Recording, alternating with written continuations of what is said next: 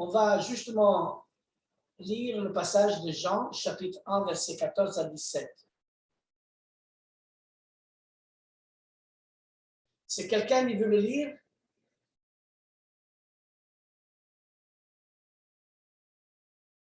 Jean, chapitre 1, versets 14 à 17.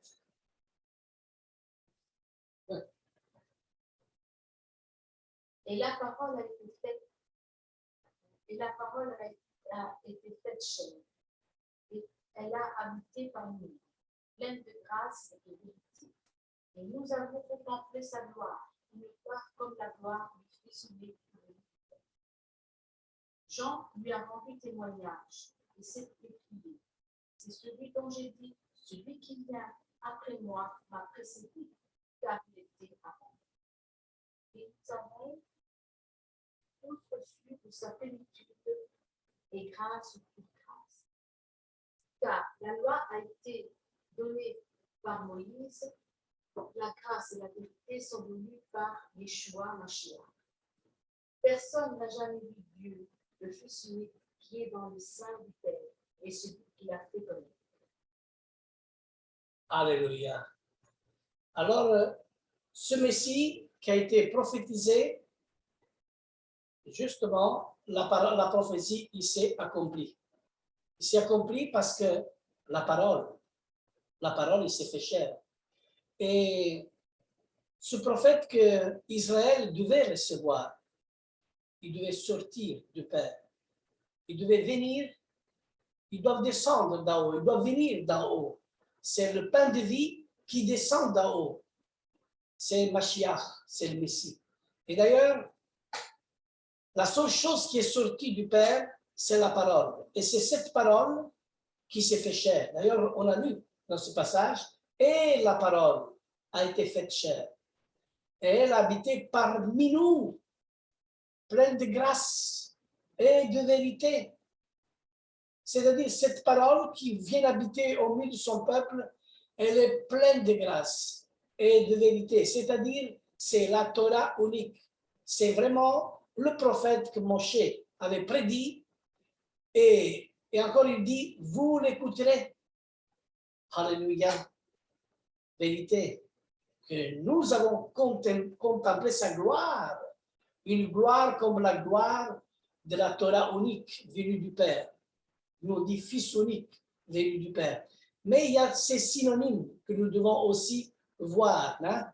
Comme beaucoup de synonymes, les enfants d'Israël travaillent dans la Torah. Le Fils unique, c'est la Torah unique. C'est-à-dire, c'est le mot Yachid. Yachid, ça veut dire personne ne remplace la Torah. Personne ne remplace le Fils. Personne ne remplace l'Esprit. Il y a un seul Père, unique. Il y a une seule parole qui vient du Père, qui est sortie du Père, et il y a un seul Esprit qui vivifie la parole. C'est-à-dire, Yachid, Yachid, Yachid, égale Echad. Pour dire, il y a trois faces de Dieu. Et c'est erroné de dire trois personnes. La Torah ne mentionne jamais une trinité de trois personnes, mais une unité composée d'un mot Echad, dans laquelle Dieu se manifeste dans ses visages, dans ses faces. Et plusieurs fois, nous, dans la Torah, on trouve tous ces passages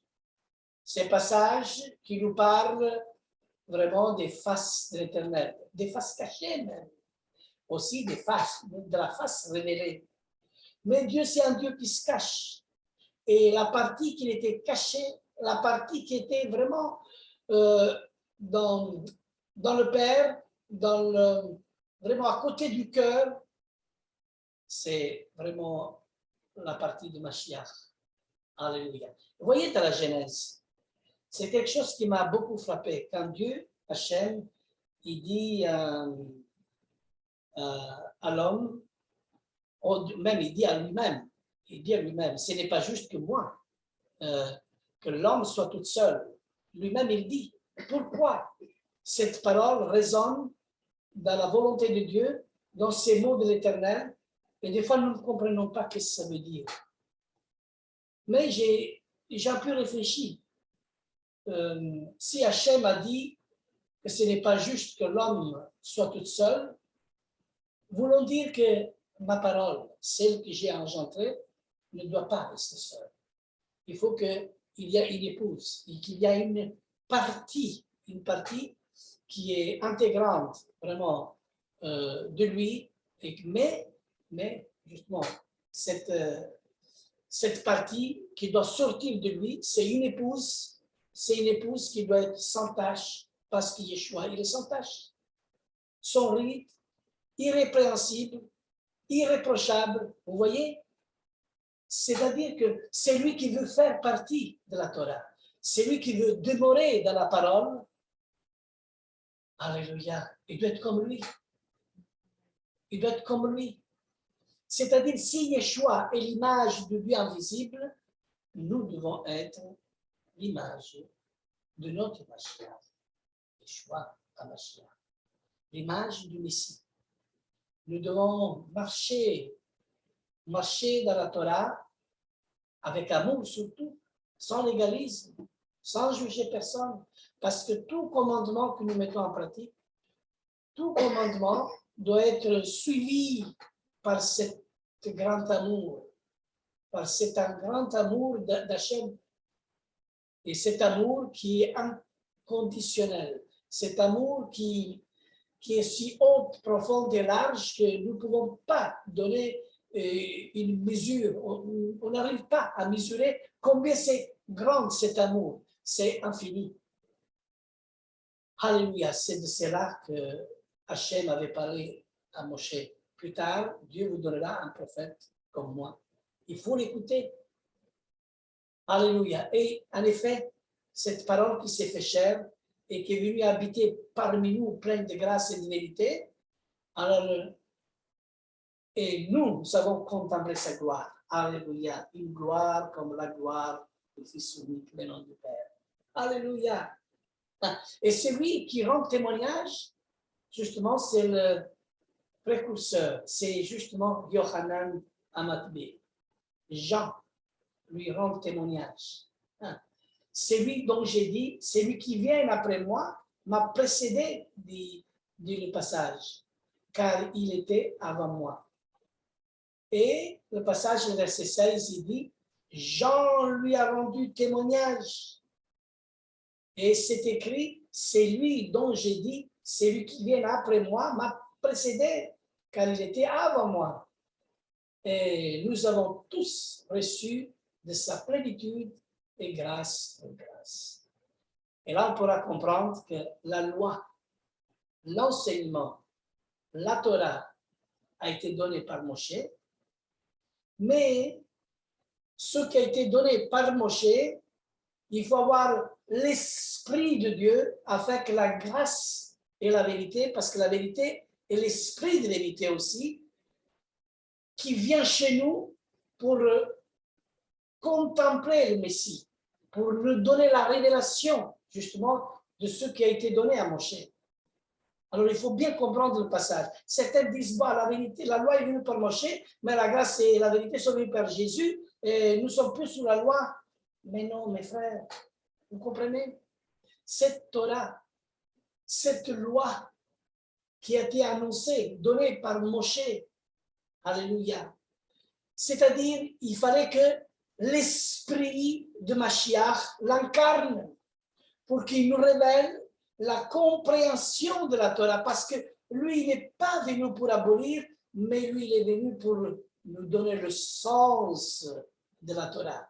Il est venu nous donner l'accomplissement de la Torah. C'est pour ça qu'il faut l'écouter. En effet, comme il dit l'Écriture, personne n'a jamais vu Hachem, Dieu. Mais le Fils unique, la parole unique, alléluia, qui est dans le sein du Père, et c'est lui qui l'a fait connaître.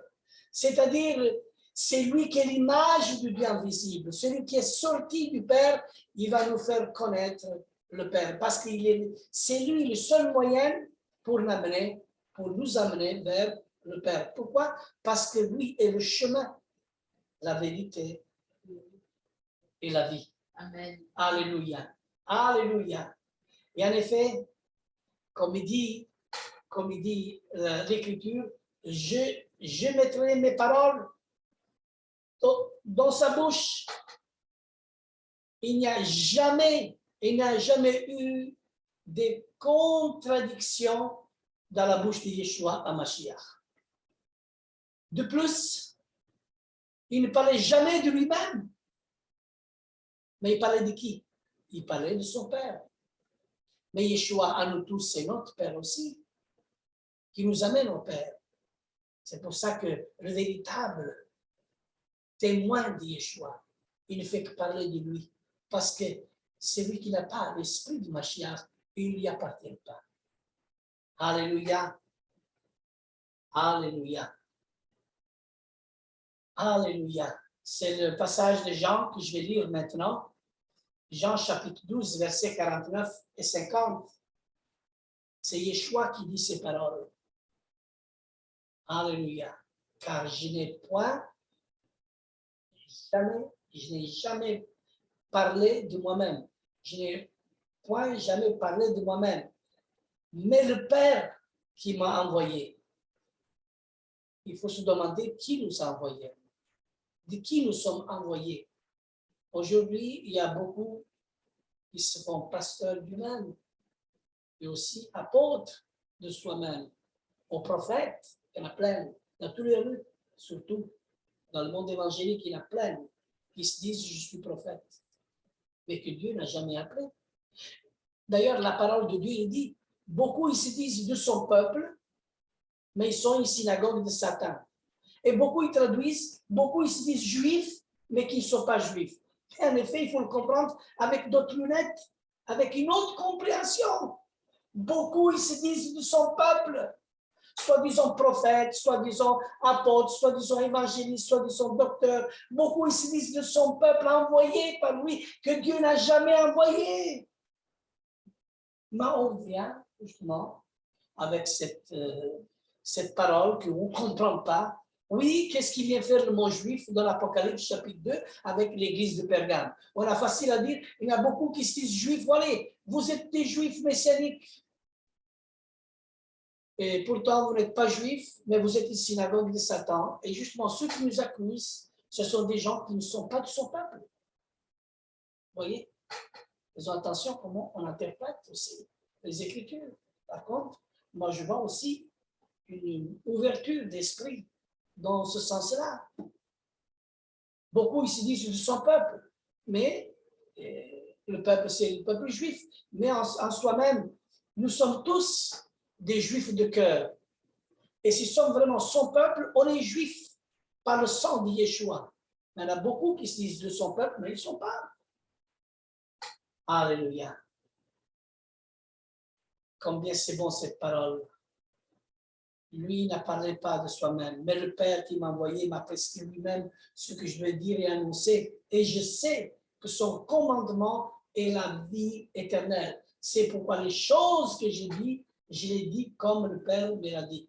Alors quand nous annonçons la parole, nous devons annoncer la parole selon la révélation de Yeshua, selon la révélation de la parole qui demeure en nous, qui est avec nous pour la transmettre. C'est ça que ça veut dire. Verset 28, regardez. Yeshua donc leur dit, quand vous aurez élevé le Fils de l'homme, et là il faut prendre du Tipex si vous avez, vous corrigez. Quand vous aurez élevé l'homme Torah, quand vous aurez enlevé l'homme Torah, c'est-à-dire élevé, alléluia, élevé celui qui est la parole qui a été envoyée. Alors vous connaîtrez ce que je suis. Et en effet, il a dit, si vous ne croyez pas ce que moi je suis, vous mourrez dans vos péchés. Mais il faut élever l'homme Torah. Est-ce qu'aujourd'hui, dans les synagogues, on élève l'homme Torah? Loin de là. Et pourtant, beaucoup ils font la bave avec les enseignements rabbiniques. Chose dans laquelle je vous mets en garde, mes amis. Il n'est plus le temps de faire la bave Mais il est temps vraiment de s'accrocher à la parole avec sagesse et avec amour, avec la compréhension. Il faut discerner ces choses. Quand vous aurez élevé l'homme Torah, et pour l'élever, il faut la Ruach HaKodesh.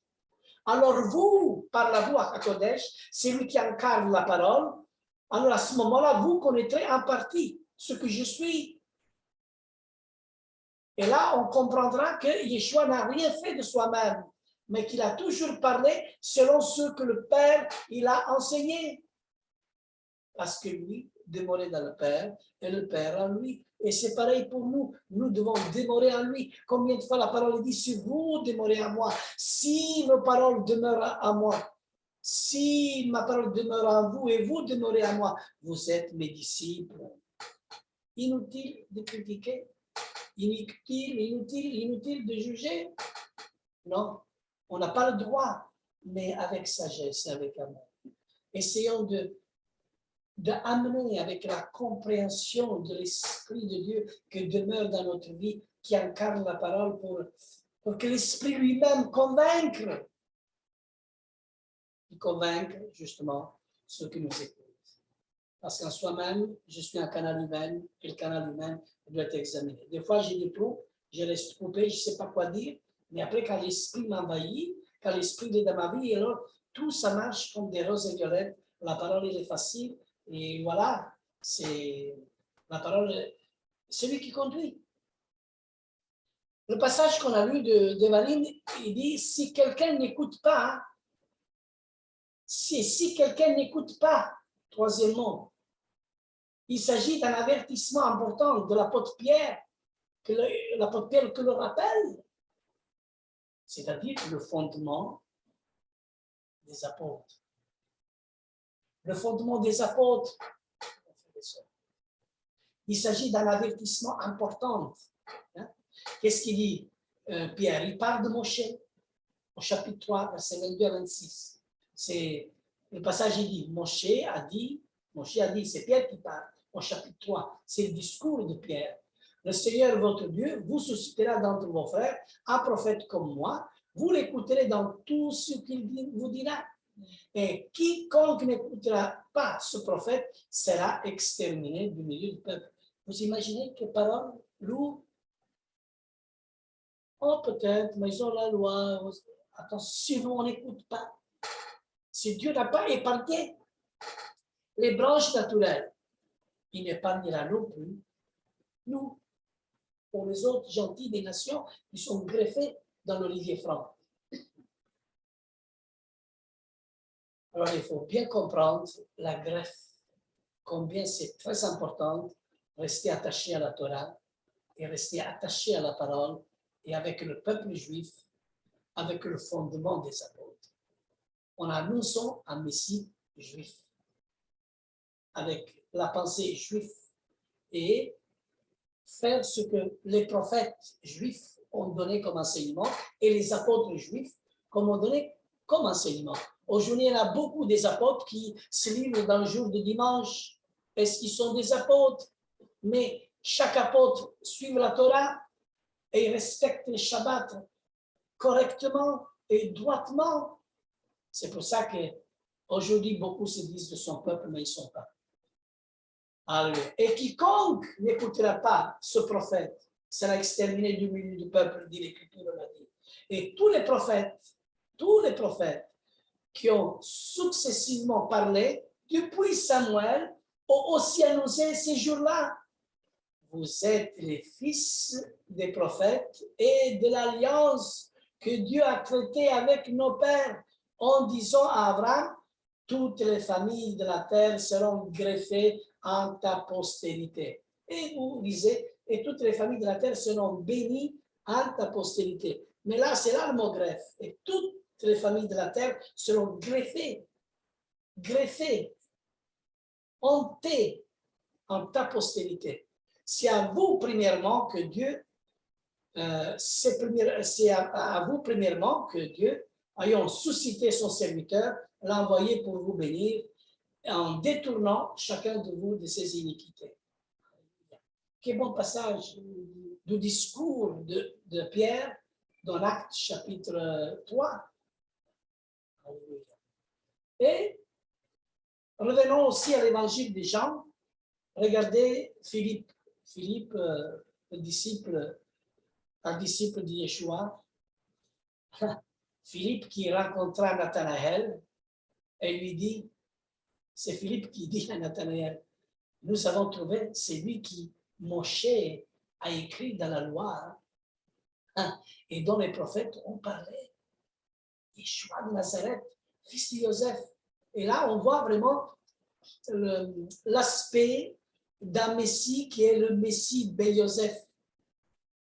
C'est-à-dire, c'est l'aspect d'un Messie qui est le Messie souffrant, mais qui, plus tard, il revêtira un autre aspect, comme roi des rois et celui qui va régner sur toute la terre. Il faut comprendre les aspects du Messie. Il y a le Ben Joseph, il y a le Ben David, mais c'est toujours le même. C'est toujours le même. Alléluia. Alléluia. Alors, dans le peuple, malgré les religieux, il y a toujours eu des croyants en Yeshua. Toujours. Toujours. Toujours. Regardez, à l'époque de Yeshua, ça c'est le chapitre 7, le verset 40 à 44. Regardez un peu qu'est-ce que les passages nous enseignent dans l'Évangile. Mes amis, prenez des lunettes messianiques et mettez-les-vous. Mettez là, écoutez. C'est-à-dire, essayons de comprendre. Hein? Essayons de comprendre. Moi-même, je demande tous les jours. Et chaque jour qui passe, il y a toujours un renouvellement dans ma vie. Et il y aura un renouvellement aussi dans votre vie, dans notre vie. Parce que tous les jours, on s'instruit avec l'Esprit.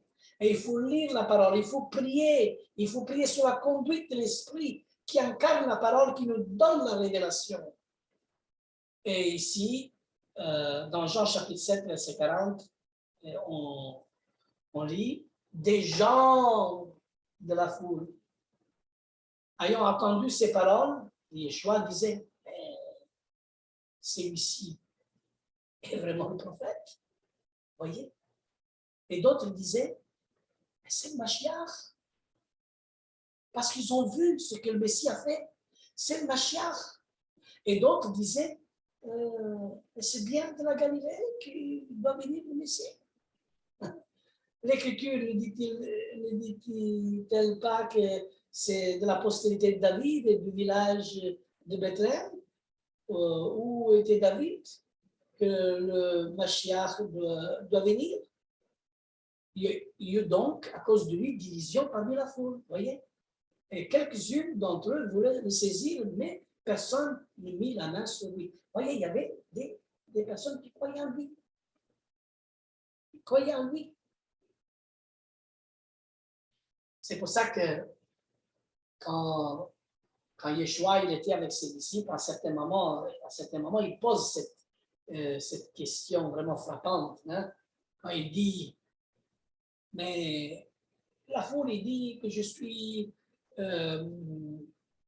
un prophète, mais vous, que dites-vous que je suis? Hein? Oui, c'est vrai, certaines pensaient que c'était Élie ressuscité, certaines pensaient que c'était Jérémie, ou un prophète le prophète qui devait venir. Mais Yeshua a dit à ses disciples, mais vous, que dites-vous que je suis? Et c'est là que Pierre vient avec cette parole de vérité, où le Père il a mis ces paroles dans son cœur. Tu es le Fils de Dieu, tu es la Torah de Dieu, tu es celui que Moïse a prédit. Et c'est là que Yeshua dit, ce n'est pas le sang et la chair qui t'ont révélé ces paroles, mais mon Père qui est dans les cieux. Alléluia. Alléluia. Alléluia. Ce Dieu a permis la diaspora, c'est pour servir de témoignage. Des témoins muets de l'Éternel et ce sont des réalités que l'on ne peut pas enlever. C'est un peuple choisi et conservé par Dieu, un peuple prophétique qui demeure mystérieux et incompréhensible. Et c'est vrai, un peuple prophétique. Il est le seul peuple sur la terre qui a reçu une vocation prophétique pour faire connaître au monde qui est le véritable Dieu. C'est ça, la vocation prophétique d'Israël. Et si nous sommes Israël, si nous voulons prendre le mot Israël, le nom d'Israël dans notre vie, alors, est-ce que nous sommes des disciples prophétiques? Alors, il faut savoir bien annoncer le véritable Dieu, comme le peuple juif en partie l'a annoncé. Shema Israël, Adonai Eloheinu, Adonai Echad. Écoute Israël, l'Éternel notre Dieu, l'Éternel il est un. Mais aujourd'hui, le credo de tous les croyants est trois et pas un. Oui, mais c'est trois en un. Non, il est un. Il est un. Moi, je suis une personne, mais j'ai trois faces. J'ai l'esprit, j'ai l'âme et j'ai le corps. Moi, je suis une seule personne. Mais si on dit trois personnes, Dieu en trois personnes, c'est de l'idolâtrie. C'est de l'idolâtrie et de l'idolâtrie. Parce qu'il n'y a pas trois esprits, trois âmes et trois corps. Comme chaque personne, on peut dire, s'il y a trois personnes, il peut y avoir trois esprits, trois âmes et trois corps. Il y a un seul Dieu. Dans ses faces. Et dans ces faces, il y a la face du Père, la face de la parole et de l'Esprit, comme les chérubins et les séraphins, ils louent l'Éternel jour et nuit, comme il dit dans Ésaïe chapitre 6, verset 3, Kadosh, Kadosh, Kadosh, Elohim Sebaot. Saint, Saint et Saint. C'est-à-dire, il est trois fois saint, le Dieu des armées, l'Éternel, Dieu Tout-Puissant. Amen. Alléluia. Il a trois faces, comme nous avons aussi trois parties, trois faces, mais une seule personne. Alléluia. Essayons de comprendre. Essayons de comprendre, alléluia, ce que Dieu veut nous dire à travers Israël. Regardez un peu Israël dans le temps passé. Dans le temps passé, un peuple dispersé pour cause de quoi? Pour cause de la désobéissance. Alléluia. Comme dit Lévitique chapitre 26, le verset 14. Mais si vous, le passage dit, mais si vous n'écouterez point et ne mettez point en pratique tous les commandements, quelles sont les conséquences? Je vous disperserai parmi les nations et je tirerai l'épée après vous. C'est-à-dire que si nous n'obéissons pas au commandement de Dieu, on va être comme des brebis errantes, comme des brebis dispersées qui vont de gauche à droite. Et aujourd'hui, il y a des dispersés qui font de gauche à droite, qui essayent de faire des groupes de tous les sens. Mais il faut chercher l'unité. Il faut chercher vraiment ce qui est, il est écrit dans la Torah. Il faut savoir celui qui est loin de l'Éternel. Et travailler ensemble avec l'appel de Dieu qui Dieu a établi pour que tous nous sommes ensemble dans l'unité. Et là, il faut beaucoup d'humilité. Beaucoup d'humilité. Alléluia. Devarim chapitre 4, verset 25. Et après, jusqu'au 31, on peut lire. Lorsque tu auras des enfants et des enfants de tes enfants et que vous serez depuis longtemps dans le pays, si vous vous corrompez, si vous faites des images taillées, des représentations de quoi que ce soit, si vous faites ce qui est mal aux yeux de l'Éternel, votre Dieu, pour l'irriter, je prends aujourd'hui à témoin contre vous, le ciel et la terre, vous disparaîtrez par une mort rapide du pays dont vous allez prendre possession au-delà du Jourdain. C'est-à-dire que comment nous pouvons prendre possession du royaume? Comment nous pouvons prendre possession de l'héritage de l'Éternel et régner avec le Mashiach dans le livre de l'agneau de vie? Parce que c'est lui, ou ceux qui sont inscrits dans le livre de l'agneau de vie, c'est la première résurrection pour régner avec le Mashiach, pour enseigner la Torah à les survivants qui sont restés, qui resteront ici sur terre. Parce que la première résurrection est pour ceux qui vont travailler dans toute dans toute la terre, et comme il dit, toute la terre sera remplie de la gloire de l'Éternel. Et sur la montagne de Sion, c'est là que réside la Jérusalem. Sur la montagne de Sion, car de Sion sortira la loi, chez la Torah, et de Jérusalem la parole de l'Éternel. Il y a une direction de Sion pour toute l'humanité. Bien sûr, on peut approfondir toutes ces choses, mais il me faut du temps. Je termine encore dans 5 minutes. Vous m'accordez encore 5 minutes? Oui, oui. C'est bien. Amen. Alors, Oui, on a c'est dit, magnifique. OK, on a dit dans le temps passé, un peuple dispersé. Maintenant, c'est un pays perdu et abandonné. Et regardez l'évangile de Luc, le chapitre 21, au verset 20 à 24. Lorsque vous verrez Jérusalem investie par des armées, sachez alors que sa désolation est proche. Ce temps-là n'est pas encore arrivé. C'est-à-dire, les Juifs, ils sont revenus dans la terre d'Israël. Alors, le désert commence à fleurir, les prophéties commencent à s'accomplir. Israël, en 1948, il est devenu en étant une nation indépendante. Alors, tous les croyants de la terre, ils ont dit, bon, le Messie va bientôt venir parce qu'il y a le retour des Juifs sur la terre d'Israël, mais il y en a beaucoup qui sont dans la diaspora. Alors, de quoi on parle? Beaucoup, ils parlent de la venue de Jésus. Ils donnent même, ils fixent des dates, 2022, 2023. Ils ont même fixé les tétrades 2015, 2016. Et je l'ai écouté, je l'ai vu des professeurs de l'école biblique enseigner des âneries et des choses qui voulaient peut-être attirer l'attention. Et tu sais, oh là là, ça me rapporte peut-être. Mais non, Dieu abaisse les orgueilleux. C'est pas ça la connaissance de Dieu. Regardez un peu, écoutez-moi, s'il vous plaît, encore une minute. Les Juifs, ils sont encore dans la diaspora. Le temple n'est pas rebâti. Les guerres de Gog et Magog ne sont pas encore annoncées. Oui, on a des signes pour maintenant. Guerre, tremblement de terre. C'est le commencement des douleurs. Ce n'est pas encore ça. Alors on parle que maintenant, l'année prochaine, le Seigneur il va venir. Et on commence à donner des dates, comme les témoins de Jéhovah et encore d'autres, même au milieu du mouvement chrétien évangélique. Mais faites attention.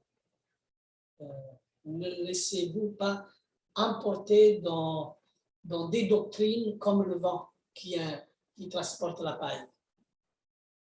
Continuons. Un pays perdu et abandonné. Voilà. Comme je disais le passage, vous verrez Jérusalem investi par des armées, et c'est là que la désolation est proche. C'est quoi la désolation? L'anti-Mashiach.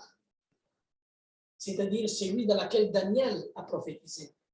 Comme il dit dans Matthieu chapitre 24, le verset 15. Alors le temple doit être rebâti. Alors ceux qui seront en Judée fuient dans les montagnes. Alléluia. C'est pour ça qu'il y a encore un cantique qui dit « Je monterai sur la montagne ». Je pense que plus tard, si vous chanter, je vais monter sur la montagne. OK. Alors, et ceux qui seront au milieu de Jérusalem en sortant, et que ceux qui seront dans le champ n'entrent pas dans la ville, car ceux seront des jours de vengeance pour l'accomplissement de tout ce qui est écrit. Malheur aux femmes qui sont enceintes et à celles qui allaiteront en ce jour-là, car il y aura une grande détresse dans le pays et de la colère contre le peuple. Ils tomberont sous les tranchants de l'épée et ils seront amenés captifs parmi toutes les nations. Et Jérusalem sera foulée aux pieds par les nations jusqu'à ce que le temps des nations sera accompli. Quand on parle du temps des nations, moi je dirais la compréhension les nations. Jusqu'à que la compréhension des gentils arrive. Alors à ce moment-là, je crois fortement que les premières à donner le cœur à Dieu, c'est Ishmaël.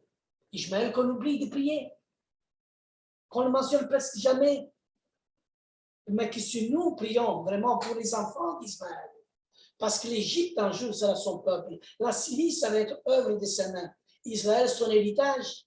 Celle qui va venir en secours de la femme, de l'épouse, c'est la terre. Et la terre, c'est qui? C'est Israël. C'est qui Israël? Irak, Syrie, Royaume échémite, Jordanie, Cisjordanie, Transjordanie, Arabie Saoudite, Égypte, Liban. Voilà, tous ces peuples arabes, ils vont reconnaître que Yeshua est le Messie. Et ils vont aider, soutenir les élus.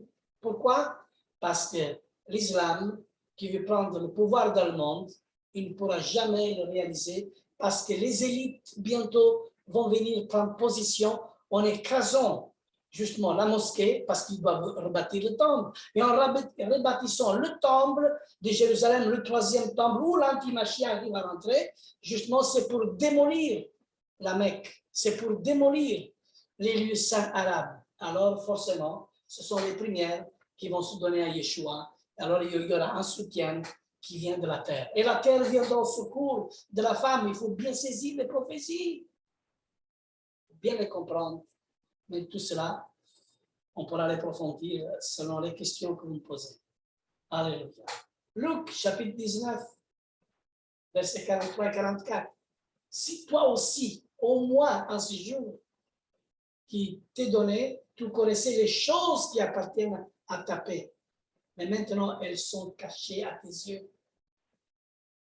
Oh, si toi aussi, au moins, en ce jour qui t'est donné, tu connaissais les choses qui appartiennent à ta paix. Alléluia. Mais maintenant, elles sont cachées à tes yeux. Il y a des choses qui sont cachées. Et les mystères cachés, que Dieu ne fait rien sans révéler ces mystères cachés à ses prophètes. Les choses cachées. Oh, combien de mystères il y a dans la Bible. Le mystère de la foi, le mystère de la piété, le mystère de l'évangile, le mystère de la réconciliation, le mystère de la trompette, le mystère de la femme impudique, le mystère d'Israël, le mystère de Babylone, le mystère, j'ai plein cité des mystères qui sont cachés à nos yeux. Le verset 43, il dit, il viendra sur toi des jours où tes ennemis t'environneront des tranchées et t'affermeront et te serreront de tout part.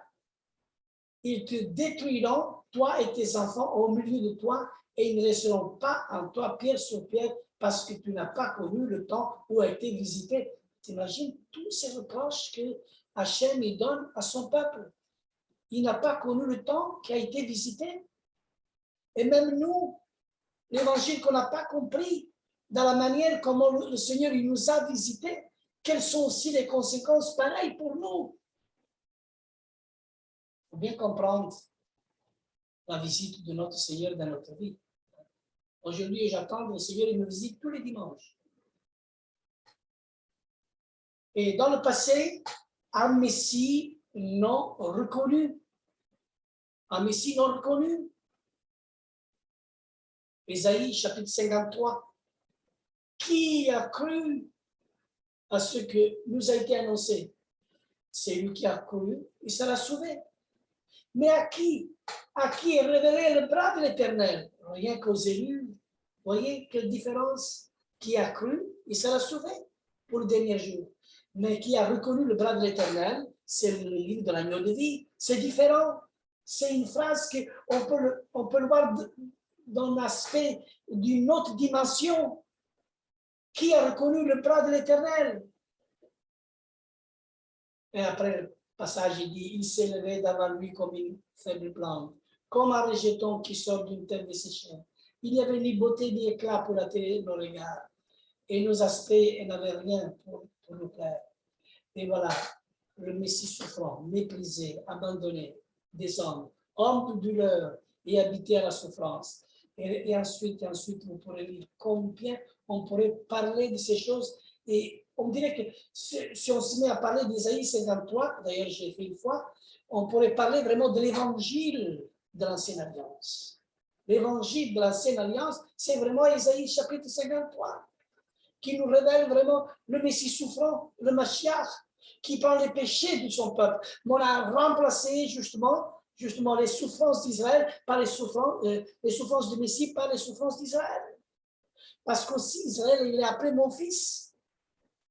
Vous voyez comment les mots, ils peuvent être aussi traduits.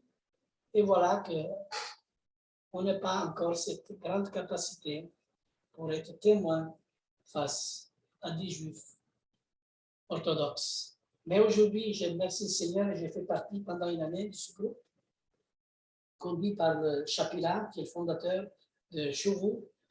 Les 10% de rabbins qui sont en Israël, ils ont vraiment un témoignage par ce groupe, dans lequel notre William il fait partie aujourd'hui.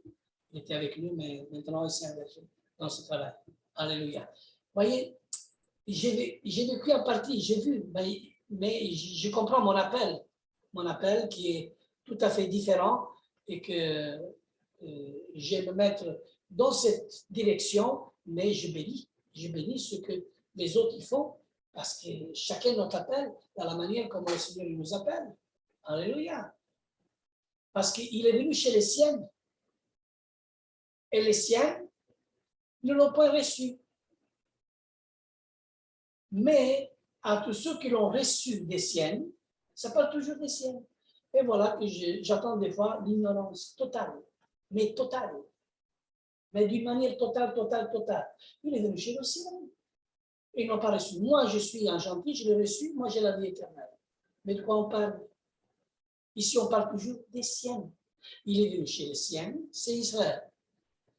Une partie des siennes ne l'ont pas reçu, une partie pas tout. Parce que tous les branches n'ont pas été étrangers. Une partie des siennes ne l'ont pas reçu. Mais à tous ceux qui l'ont reçu des siennes, parce que le salut vient des Juifs.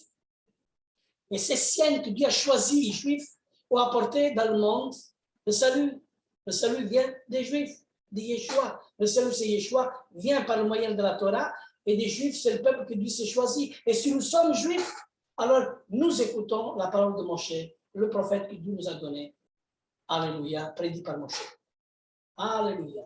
Aujourd'hui, nous avons un peuple de retour, selon les promesses en Eretz Israël.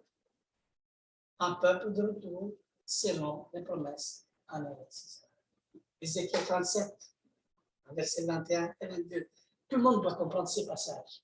Le passage, il dit, et tu leur diras, ainsi par l'Éternel, le Seigneur des armées. Voici, je prendrai les enfants d'Israël du milieu des nations où ils sont allés, et je les rassemblerai de toutes parts, et je les ramènerai dans leur pays. Ici, il parle d'Éphraïm, les 10 tribus perdues, celles que Dieu a dispersées, et si Dieu a dispersé les Juifs, c'est pour bénir les nations. La dispersion d'Israël est une bénédiction et une protection pour les nations. Mais au moment où tous les Juifs ils doivent rentrer par l'ordre de Mashiach, par l'ordre de Messie, il n'y aura plus de protection. Alors à ce moment-là, les passages de Matthieu 24, nous pouvons prendre vraiment sa valeur. Et le fait qu'il n'y aura plus de protection, alors dans les nations, alors qu'est-ce que ça va être? Bien sûr, on veut se débarrasser des Juifs, débarrassez-vous. Mais au moment où le Seigneur il va les appeler, il va les ramener dans leur pays, alors il n'y aura plus de protection dans les nations. Plus de protection, c'est-à-dire que du malheur. Alléluia. C'est pour ça que je bénis le peuple juif, mon peuple.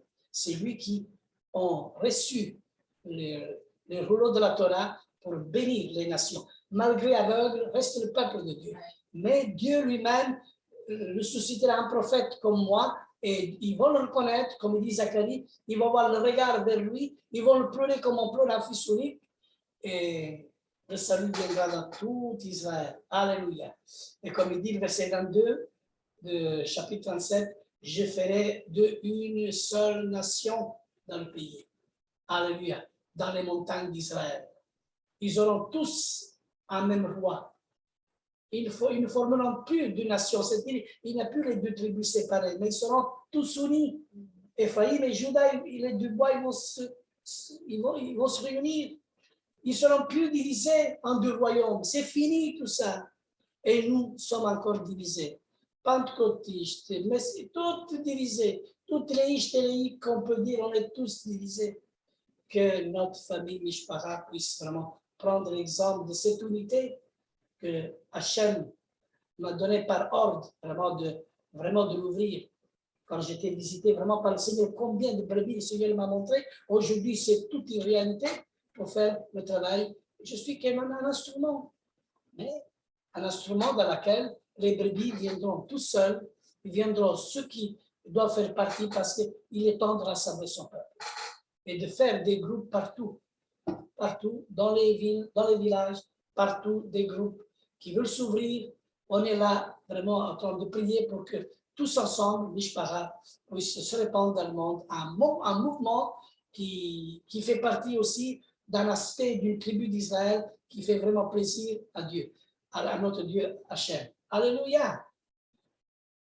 Alléluia, un peuple de retour selon les promesses. Ésaïe, d'ailleurs, il dit dans le chapitre 61, versets 8 et 9, « Car moi, l'Éternel, j'aime la justice, j'ai la rapine avec l'iniquité, je leur donnerai fidèlement leur récompense et je traiterai avec eux une alliance éternelle. » C'est ça qui est écrit aussi en Jérémie chapitre 31, verset 31. Tout le monde connaît ce passage.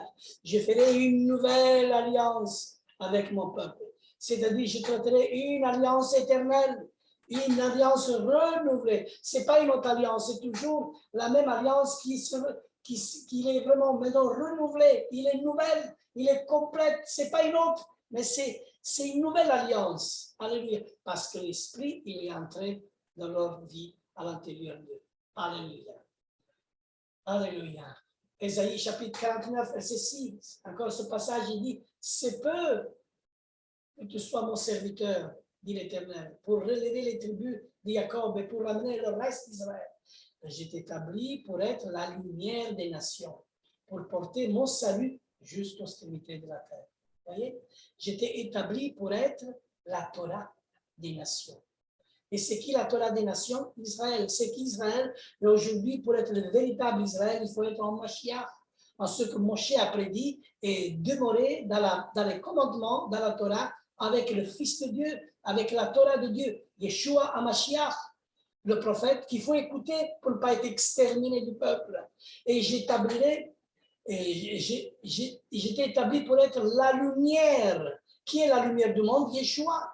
Et ceux qui sont à Yeshua aujourd'hui, c'est le véritable Israël qui est vraiment circoncis de cœur et aussi de chair, ceux qu'ils sont, qui vont être la lumière des nations, pour porter mon Yeshua, mon salut, jusqu'aux extrémités de la terre. Jamais j'aurais pu penser que j'allais y aller jusqu'en Madagascar.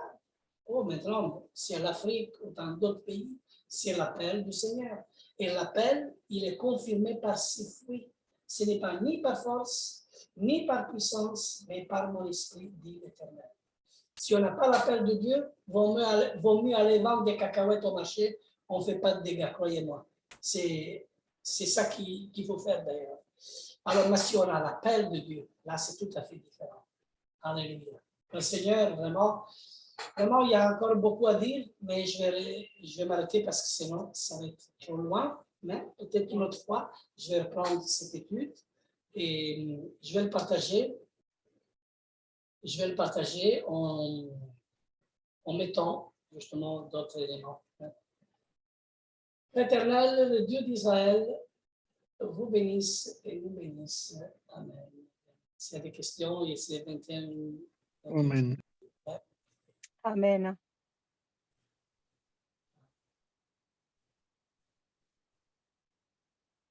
Voilà. Alors, on peut dire merci Seigneur. Ça bénisse.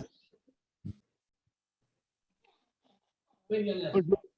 Aujourd'hui, l'enseignement, il était très bon. Hein. Ah, c'est toujours bon. C'est passé. C'est toujours bon. J'ai écouté Lionel la semaine passée, j'étais ravi de joie. Amen.